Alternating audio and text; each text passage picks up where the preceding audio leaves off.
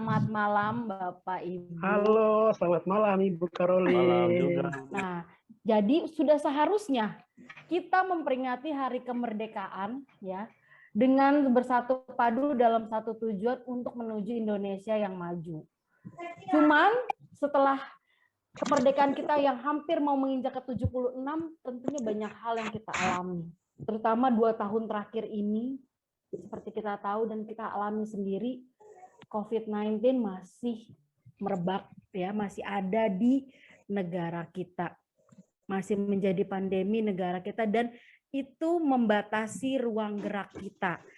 Khususnya kita sebagai pendidik, sebagai seorang guru yang biasanya mengajar di sekolah, tatap muka, bertegur sapa dengan siswa, tapi hampir 2 tahun ini kita tidak bisa melakukan itu. Kita bisa melakukannya tetapi melalui virtual, terbatas jarak dan waktu juga. Jadi walaupun kita di posisi yang sama, tapi semuanya itu ya kita seperti terpisah karena nggak ada, karena hanya membatasi teknologi doang, karena kita memang nggak bisa untuk bertemu karena pandemi. Nah, jadi hari ini kita akan bahas, kita akan sharingnya sedikit. Bagaimana kita memaknai 76 tahun Indonesia merdeka, memaknai kemerdekaan itu sebagai seorang pendidik. Bagaimana kita memaknai merdeka itu adalah merdeka dari penjajahan diri kita sendiri. Kita bisa bertanya, kita bisa merefleksikan, apakah kita sudah merdeka, benar-benar merdeka? Kalau benar-benar merdeka, apa poin-poin yang didapatkan itu? Sebagai contoh, benar nggak kita ini benar-benar merdeka dari makhluk ciptaan Tuhan yang namanya manusia? Karena makhluk ciptaan Tuhan yang namanya manusia itu berbeda dengan makhluk yang lain, yaitu citra Allah, gambar Allah. Tetapi yang kita dapatkan saat ini, saya yakin diri saya sendiri itu belum merasa merdeka karena saya masih terbelenggu, saya masih terjajah oleh keinginan daging saya. Saya ulangi, saya masih belum merasa merdeka karena saya masih terjajah oleh keinginan daging saya. Keinginan daging itu apa? Yang pertama mungkin keserakahan, kemunafikan, kesombongan, ketamakan, kemalasan, iri hati, percabulan, kemudian mementingkan diri sendiri, hawa nafsu, dan sebagainya. Nah, saya masih seperti itu, masih terjajah oleh hal-hal yang duniawi tadi, sehingga saya sendiri merasa, oh iya ya, saya masih belum merdeka. Itu dulu Bapak Ibu yang saya sampaikan. Sendiri. Ya, karena tadi Pak Ponco bilang musuhnya adalah diri sendiri. Itu sudah luar biasa, Pak. Bapak mau tanya, mau belajar apa? Benar sekali itu. Mau upload apa segala macam. Itu gimana cara upload? Dengan bertanya aja Bapak udah melawan penjajah yang ada dalam diri Bapak. Itu luar biasa, Pak. Mungkin selanjutnya Bapak Merdeka apa? Merdeka dalam konteks ini merdeka jauh dari segala penjajahan ya, dan kita sudah mulai masuk era kebebasan seperti yang disampaikan Pak Ponco tadi, kebebasan yang bertanggung jawab begitu. Nah, kalau dalam konteks kita ini, kita kan sebagai guru nih, apakah kita merdeka? Ini tanda tanya besar bagi guru ini, ataupun orang-orang yang bergelut di dunia pendidikan. Apakah pendidikan kita udah merdeka apa belum? Begitu. Nah, apalagi kan sejak dikeluarkan tiba-tiba pembelajaran jadi online begitu. Saya yakin juga setiap insan yang bergelut di dunia pendidikan shock dan tiba-tiba ada yang melek teknologi atau apalah, walaupun yang muda masih ada loh yang melek teknologi ataupun ya, karena memang kan basic kita ini pendidikan. Kalau di pendidikan kan kita tidak secara khusus ya belajar teknologi begitu. Macam saya kemarin itu ya masih ada beberapa hal ya yang perlu saya pelajari mengenai Google Classroom, penggunaan Zoom, ataupun hal-hal lainnya yang berkaitan dengan pembelajaran begitu. Nah, refleksi saya ini, saya itu belum merdeka ya dalam konteks ini. Bagaimana menjadi guru yang merdeka dalam konteks ini, merdeka dalam mendisiplinkan diri, terlebih khusus untuk hal-hal yang misalnya kita ini mau memposting materi ya, udah terjadwal ini ataupun sudah ada jadwalnya nih. Kadang-kadang kita lupa, oh sekarang jam pelajaran saya begitu. Kita lupa diri ya begitu. Dan yang paling itu tuh yang paling apa namanya? Yang paling membuat kita shock juga itu kadang-kadang ini ya, kalau misalnya kita lagi Zoom ini gitu. Kalau dulu kan secara kenyataan itu kalau siswa bolos sekolah itu lari dari ini ya, kompleks sekolah. Sekarang itu anak-anak kalau bolos itu matikan kamera, di mute, mereka bubar. Kita kan nggak tahu apakah mereka sedang tidur atau kayak gimana. Itu tuh bagian dari ini bolos juga ya, cara kekinian bagaimana siswa bolos dari gitu. Terima kasih. Pak Juwito. Mungkin itu kalau semua guru pasti merasa shocknya seperti itu ya. Tiba-tiba dihadapkan berubah, alat belajarnya yang berubah sebenarnya. Alat bahannya sekarang yang berubah. Ya, nanti kita akan bahas sharing lebih lanjut lagi, tapi kita masih dengarkan pemaparan yang lainnya. Mungkin dari Pak Beni mungkin ya. Pak Beni, makna kemerdekaan. Kita masih memendam namanya hawa nafsu. Terlalu kita mau menang sendiri. Iya benar. Juga dalam hal pembelajaran juga sama. Selama ini kita belajar ketemu anak langsung kita ngomong. Kita nggak tahu, misalnya anak tidak tahu langsung kita kasih tahu. Dengan adanya pandemi ini berubah, semua berubah. Yang selama ini sudah siapa nanti setelah ini pelajaran seperti ini akan berubah setelah adanya pandemi. Makanya saya pun merasa pertama juga kaget bagaimana cara menggunakan Google Classroom itu seperti apa sih? Menggunakan Zoom seperti apa? Menggunakan Google Form juga seperti apa? Menggunakan Google Meet juga seperti apa? Saya juga gaptek juga sama. Tapi dengan lambat laun, dengan bantuan juga teman-teman, akhirnya lama-lama bisa, tapi juga masih belum sempurna. Seperti Pak Juwito tadi bilang, kita Zoom, kita Google Meet, anak-anak dimatikan. Apakah anak-anak itu belajar atau tidak, kita juga tidak tahu. Makanya kadang kita, kalau Zoom, apakah anak mendengarkan kita mengajar atau mereka malah sibuk sendiri. Kalau tidak, itulah masalah yang dihadapi kalau kita masa pandemi ini. Kalau dulu tidak masih masa biasa, kita melihat, oh anak belajar atau tidak. Jadi, dengan adanya pandemi ada minusnya, jadi kita tidak bisa memberikan ilmu, tapi kadang juga, saya juga mengalami juga, kadang kita lupa jadwal, kita ngajar jam berapa ya.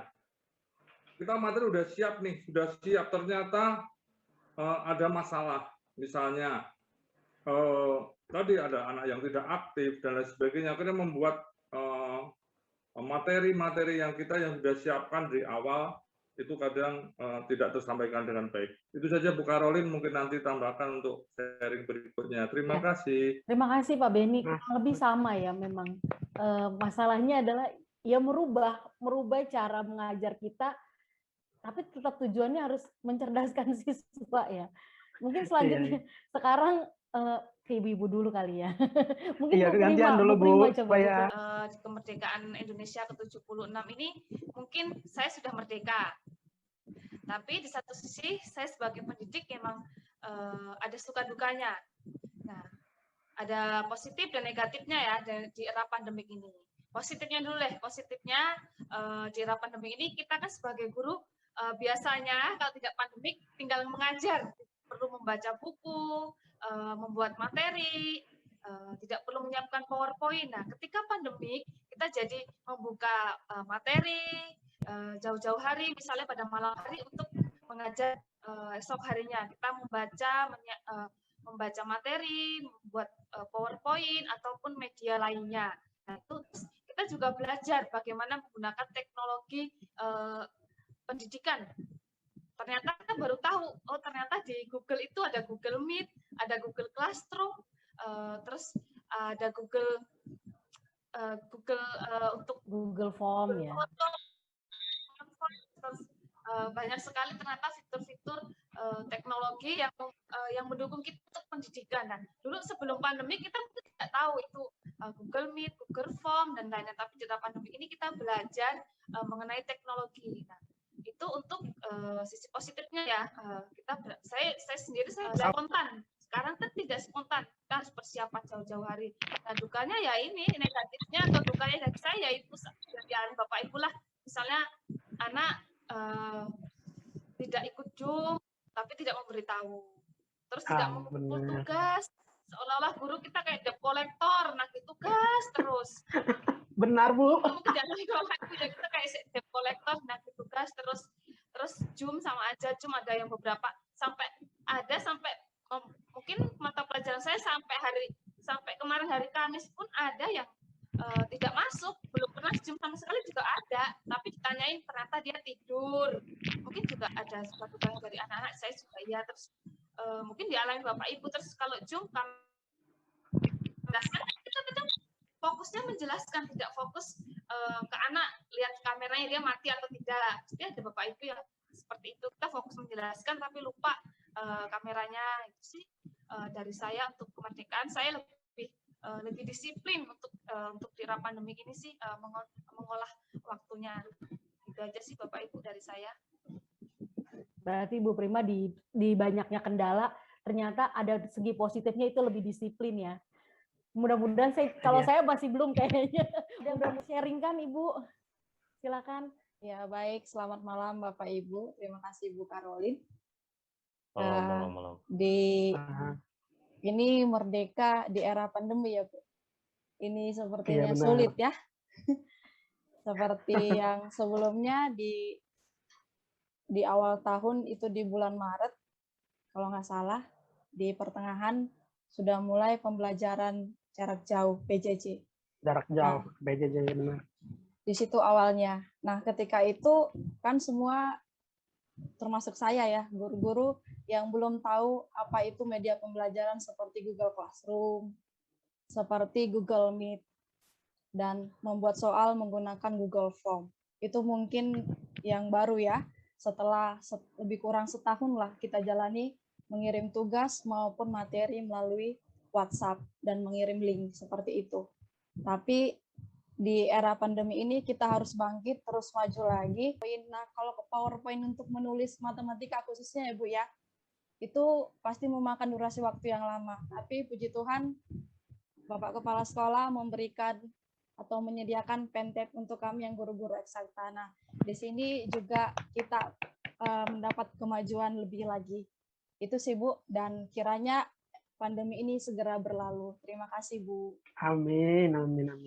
Iya, Pak Jito mau menambahkan nggak? Mau dikomentarin nggak? Apa Pak Jito? Enggak Bu, lanjut aja ke Bapak Ibu guru yang lain. Lanjut aja.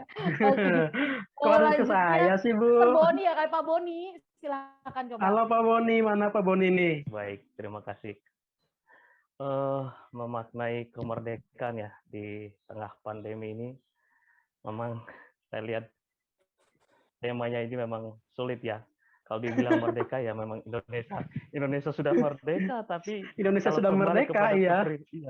Tapi kalau kembali ke pribadian di tengah situasi pandemi seperti ini, memang kita memang belum merdeka ya untuk melawan pandemi tersendiri. Ya, kalau yang berkaitan dengan belajar, ya saya melihat memang ada banyak hal yang memang harus kita lakukan ya. Terutama mungkin ke pribadi saya ya, pengalaman saya dari kemarin setahun, ya sudah 2 tahun ini di tengah situasi pandemi ini, memang ada hal yang memang harus saya bisa membuka diri saya, terutama saya harus mau untuk belajar dulu. Ya kan, saya harus mau untuk bisa belajar. Kenapa? Di tengah pandemi ini kan dulu kita hanya tahu datang kuliah dengan buku tanpa ada laptop dan lain sebagainya. Ya, menggunakan handphone saja. Jujur, tapi di tengah pandemi ini mau tidak mau kita harus memang belajar, ya belajar dengan menggunakan alat teknologi yang ada. Memang dulu awal di depan masih agak sulit juga ya untuk mengolah akses teknologi yang saat ini sudah berkembang menggunakan Zoom, Google Form, dan Google Classroom dan lain sebagainya, memang masih agak sulit. Dan memang saya ada yang harus bertanya dulu, ya jangan sampai kita salah melangkah, gitu kan. Karena kalau kita sudah salah melangkah, nanti ke siswa nanti lebih parah nanti. Itu yang ada kaitannya juga ke siswa seperti itu. Makanya ya saya harus bisa membuka diri saya, terutama untuk mau berusaha di tengah situasi pandemi seperti ini, ya kan? Dalam hal mempersiapkan diri saya, terutama ya kalau dulu memang kita hanya siapkan diri datang ke sekolah untuk mengajar siswa, ketemu langsung dengan siswa, ketika ada kendala, siswa langsung bertanya dan lain sebagainya. Ataupun siswa yang bermasalah, kita langsung mendekati, ada solusi yang terbaik dari kita. Tapi di tengah situasi pandemi ini, saya seolah-olah gimana ya, tidak bisa mau, kadang kita juga bingung. Dan kita tanya siswa, selesai menjelaskan, kita bertanya, seperti yang tadi Bapak Ibu guru yang lain menanyakan, ya kan, ada yang angguk-angguk saja, giliran kita tanya, ya, Benar. ada pertanyaan Benar. tidak, waduh, saya juga Begini bingung, aja. apa yang sudah disampaikan ini yang sudah diterima atau tidak. Ini memang sangat sulit sekali di tengah situasi pandemi seperti ini, memang agak susah untuk menyampaikan materi. Mudah-mudahan ya, saya hanya berharap bahwa apa yang telah saya upayakan selama ini, yang telah saya berikan, itu bisa diterima dan bisa dipahami oleh para siswa semua. Itu sebagai harapan saya untuk para siswa. Karena situasi pandemi seperti ini kita tidak boleh memaksa. Apalagi kita memaksa siswa harus seperti ini, seperti itu memang agak susah. Nah, ini dan yang berikut adalah masalah waktu ya. Kalau dulu jam 2, jam 3 selesai, tidak ada aktivitas lagi. Kalau sekarang sampai malam pun, sampai bahkan tengah malam, kita Iya, masih 24 jam menunggu. ya. Waktu kita tuh Ada memang siswa sangat yang total. kirim Betul tugas sekali, jam Pak. 3 Iya, pagi. betul. Itu kita sampai tengah malam. Itu jujur, dulu masih SD juga kita sampai tunggu tengah malam. Kenapa? Kita menunggu orang tuanya pulang dulu, tunggu anaknya kerja dulu, baru dikirim. Betul. Kita benar-benar cross-check. Dan waktu kita tidak sama dengan offline. Bapak Ibu, kita waktu itu tidak sama dengan offline. Sekarang On online time ini ya, Pak. memang luar biasa waktu. Betul. Dan itu tadi memang kalau kendala saya selama ini memang ya seperti tadi, kadang saya lupa waktu ya. Lupa waktu. Ada jatah udah siap, ada jatah SMA. Waduh, ini selesai di SD. Itu memang itu kadang saya lupa dengan tugas, bukan lupa karena kita terlalu sibuk aktivitas dari pagi sampai siang, lupa dengan jam sebenarnya. Ini mungkin sebuah kendala, mudah-mudahan ke depan ya, ini setahun mudah-mudahan bisa berjalan dengan baik. Keluarga baru, saya punya itu merdeka buat saya. Jadi dimanapun saya berada, saya selalu punya lingkungan yang welcome buat saya. Di sisi itu saya selalu akan merasa merdeka, tapi beda dengan kalau dengan pandangan pribadi, mungkin sebagai individu di sebuah negara itu saya punya pemikiran yang lain untuk itu. Tapi kalau untuk di pandemi seperti ini, bisa jadi, saya selalu berpikir bisa jadi yang saya anggap merdeka, mungkin tidak jadi merdeka buat orang lain.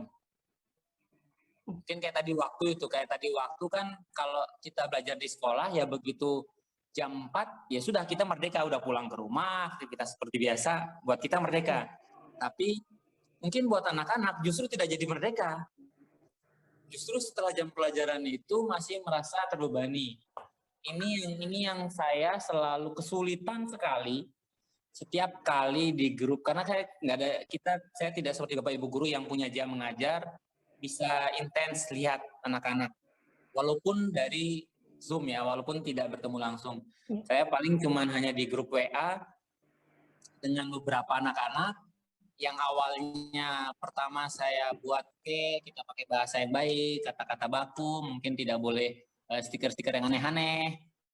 Tapi lama-lama saya lihat anak-anak ini kok boring dia. Kayaknya kaku sekali, Pak. Akhirnya saya coba mulai lunak. Akhirnya saya justru gara-gara pandemi ini saya harus belajar. Saya malah tidak belajar tentang materi.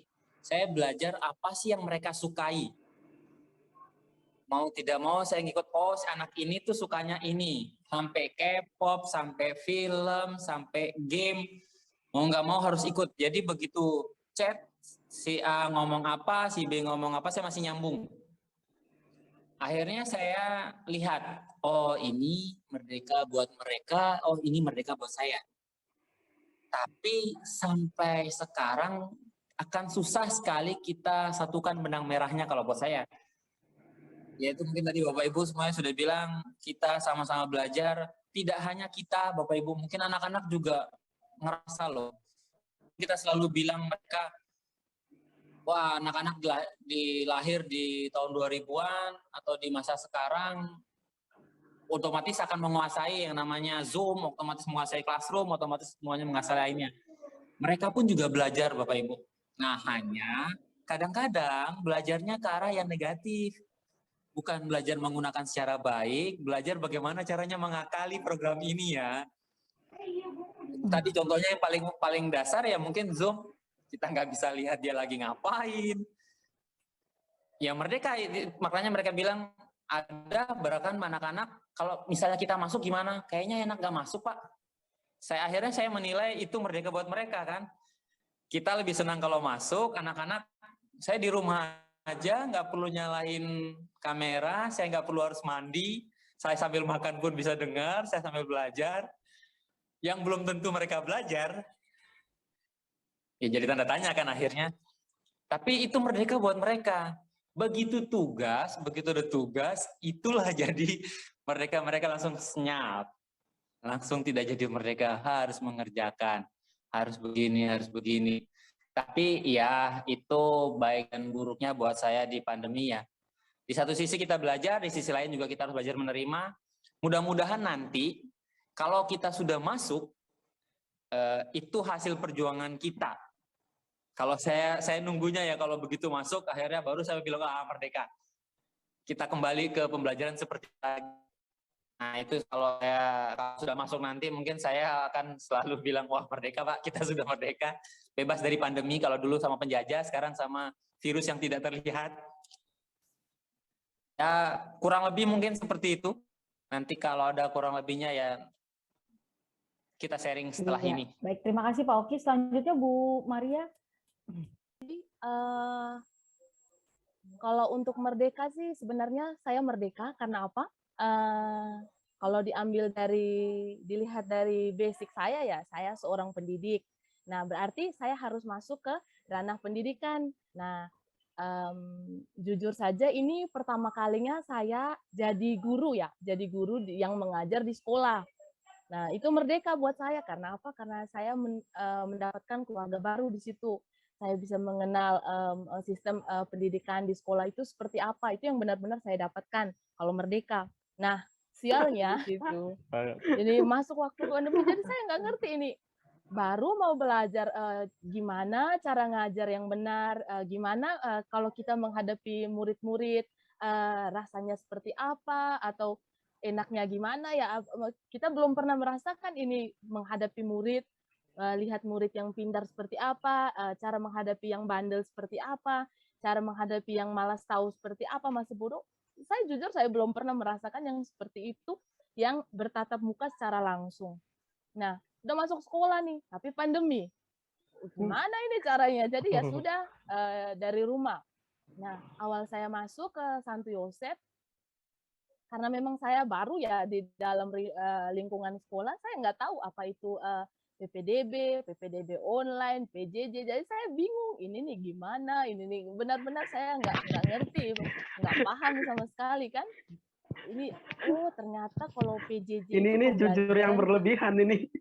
Adanya ya pembelajaran jarak jauh, gimana caranya kita mengajar ya melalui daring ya. Terus dari situ saya mulai mengerti dan saya mulai belajar. Oh ya, berarti tugas saya sebagai guru, saya dapatkan murid atau saya dapatkan pendidik, saya dapatkan apa ya? Bukan pendidik, maksudnya perasaan saya sebagai seorang pendidik itu, berarti saya bagaimana caranya agar saya bisa mengajar, saya bisa memberikan atau berbagi ilmu saya kepada teman-temannya, kepada peserta didik kita. Jadi dari situ kalau PJJ ya udah berarti bagaimana caranya saya harus belajar mengenai teknologi. Nah, di sini saya harus hafal lagi, bukan hafal ya, tapi belajar cara menggunakan ini seperti apa, Google Classroom-nya seperti apa. Jujur Bapak Ibu guru, selama 1 tahun pembelajaran ini, saya tuh cuman menggunakan Google Classroom. Nah, Google Classroom itu cuman video pembelajaran yang saya bagikan, karena memang saya nggak ngerti. Kalau saya menggunakan Zoom, yang pertama kendalanya dari alat alat yang kita gunakan ya, alat untuk yang mendukung teknologi itu sendiri. Ini gimana ini kalau alatnya sendiri nggak ngedukung, gimana kita mau mengajar? Terus Tapi udah ada alatnya kan Bu ya? iya. Sekarang kan udah ada. Terus yang pertama itu ya, terus kalau saya mengajar misalnya pakai Zoom nih, ini caranya saya mengajar, kebetulan saya ngambil fisika. Caranya saya ngajar fisika terus pakai Zoom, kalau omong-omong saja itu pasti benar-benar itu tidak akan adanya interaksi antara saya dan murid, itu pasti. Jadi benar-benar saya tuh ngeblank selama setahun ini bagaimana caranya. Jadi untung awal-awal bagaimana caranya kita harus ada apa ya, ada pemikiran-pemikiran baru untuk mempelajari fitur-fitur yang ada di teknologi seperti yang Bu Prima bilang tadi, agar bisa menambah kemauan mereka atau minat mereka untuk belajar. Nah, itu yang mungkin harus kita pelajari sekarang sih, karena memang kalau sebenarnya kita ngomong pandemi ini sulit, enggak sih, sebenarnya enggak sulit. Karena apa? Karena kita sebagai pendidik, kita juga dituntut untuk kita paham tentang teknologi. Karena apa? Karena sekarang sudah masuk di era 4.0 ya, 4.0. Jadi itu semuanya itu menggunakan teknologi. Kalau kita hanya menggunakan apa ya, belajar tatap muka ya, itu memang kita akan ketinggalan kalau seperti itu kan. Dan sekarang kan bagaimana kita sebagai guru itu hanya menjadi fasilitator dan pendamping dari peserta didik kita. Mereka yang menemukan sendiri, mereka yang belajar sendiri. Jadi kalau untuk teknologi ini atau masa pandemi ini mengganggu kita, sebenarnya tidak. Karena apa? Karena kita sebagai guru itu memang harus secara perlahan-lahan kita harus melek teknologi. Terus apa ya, pandemi ini, COVID ini memang itu hanya membantu kita untuk mempercepat agar kita tuh paham untuk teknologi. Jangan kalah sama negara lain, jangan kalah sama sekolah lain. Belajar, kita nggak boleh, dalam pikiran kita nggak boleh kalah sama orang lain. Biar sekolah kita juga maju. Ya, itu Benar, Bu. benar. Tapi jangan bersyukur karena pandemi ya, Bu. Bukan bersyukur pandeminya, Pak, tapi sisi lain dari pandemi itu yang kita ambil. Yang sudah di-sharingkan, saya punya kisah sendiri. Boleh ya saya sharing juga ya? Boleh, Bu. Sharing dong. Iya dong. Jadi kalau saya itu memang basicnya adalah komputer. Tapi bukan berarti saya menguasai teknologi. Bukan berarti juga saya mengikuti perkembangan. Orang yang memang mengajar, yang kuliahnya teknologi, katanya jurusan komputer, belum tentu itu akan menguasai semuanya dan memahami itu. Dan ketika masa pandemi, kalau dibilang banyak keluhan, banyak sisi negatif, aduh harus begini. Mungkin yang saya alami dengan yang Bapak Ibu alami itu sama. Ya kendalanya ke siswa juga, materi nggak sampai dengan maksimal, lalu pengumpulan tugas, lalu harus belajar juga. Di satu sisi mungkin gini ya, saya memposisikan diri saya pendidik, tapi saya juga ibu rumah tangga. Melayani siswa sampai malam, ya itu kalau mau lihat ini mengikuti ego saya, ini bukan jam kerja saya, ini waktu saya dengan keluarga. Bukan, tapi dari banyaknya dampak atau pemikiran-pemikiran yang selalu negatif ya, beginilah, begini keluhan-keluhan yang saya alami, saya cuma berpikir gini, bagaimana kalau memasukkan energi positif di dalam situ. Jadi kalau bagaimana tentang kemerdekaan, ya saya merdeka, apapun kondisinya, ya kita, karena bangsa Indonesia sudah merdeka, ya udah apapun kondisinya kita mengikuti. Pada intinya nanti teknologi kita Indonesia kan benar kata Bu Maria, kita akan mengarah ke sana. Ya, siap atau tidak, perkembangan teknologi itu akan ke sana. Nanti cara belajar mengajar kita akan seperti ini nantinya. Teknologi yang akan digunakan ya. Jadi buat apa kita langsung keluhannya banyak, beginilah begini. Memang kalau mau dijabarkan satu persatu ya, si A seperti ini, si B seperti ini, banyak. Cuman saya bilang tadi, lebih baik saya memasukkan energi positif. Maksudnya gini, saya senang melihat orang lain senang, saya ikut susah atau ikut merasakan susah ketika orang lain juga susah. Jadi saya memahami bagaimana, ya kalau mengingat saya aja, saya kan begini juga guru juga ngajar, ada anak juga, ya itu nggak akan kelar juga, percuma. Lebih baik saya, oh ya, kita memposisikan diri. Ya kalau memang harus sampai malam dan harus jawab WA, ya udah nggak apa-apa. Ya kalau memang harus koreksinya sampai muter-muter laptop, ya kadang-kadang tugas siswa itu bikin ngejelimet. Ya nggak apa-apa. Jadi saya memasukkan, ya udah lebih baik yang saya masukkan bukan energi negatif yang nantinya akhirnya akan keluhan, lebih baik memasukkan energi positif dan lebih banyak membagikan hal positif buat orang lain dan juga peserta didik. Kalau saya seperti itu. Gitu Bapak Ibu. Ini luar biasa banget ternyata. Dari yang kita sharing ya. Ini tuh dari sebuah makna kecil jadi meluas kemana-mana dan banyak banget beneran. Mungkin Pak Juwito, gimana Pak Juwito? Menurut Pak Juwito jadi goalnya hari ini nih dari temanya? Kalau saya sih goalnya ya lebih kepada bagaimana kita menyiapkan masa depan kita di Sekolah Santo Yosef itu berdasarkan refleksi-refleksi yang kita bincangkan pada malam hari ini. Saya pikirkan ini semua ini bentuk apa namanya ya, selain keresahan apa segala macam itu ini nih sudah diluapkan pada malam hari ini semua gitu. Nah, kedepannya ini bagaimana kita hasil dari refleksi ini kita lihat bagaimana perkembangannya ke depan dari semua yang kita bicarakan pada malam hari ini begitu. Dan goalnya menurut saya itu lebih kepada persiapan ke depannya ya, karena kita sudah omong bagaimana sukanya, bagaimana dukanya, sisi positifnya, sisi negatifnya. Karena memang kalau setiap ada keputusan atau apapun selalu dua aspek yang ditimbulkan, yaitu positif dan negatif. Itu sih Bu dari saya. Ya. Mungkin Bapak Ibu ada masih mau menambahkan atau mau di-sharingkan lagi sebelum mungkin kita mau nanti closing statement-nya. Bapak Ibu, mungkin Pak Ponco ada mau ditambahkan lagi Pak? Iya Pak Ponco sih paling ya.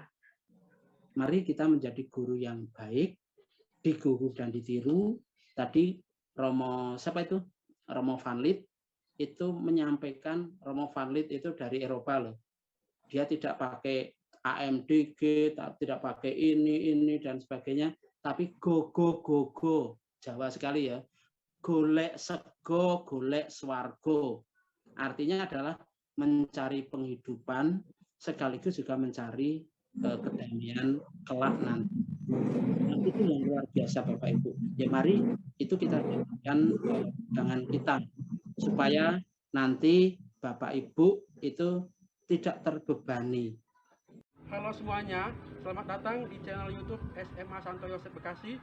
Jangan lupa like dan subscribe.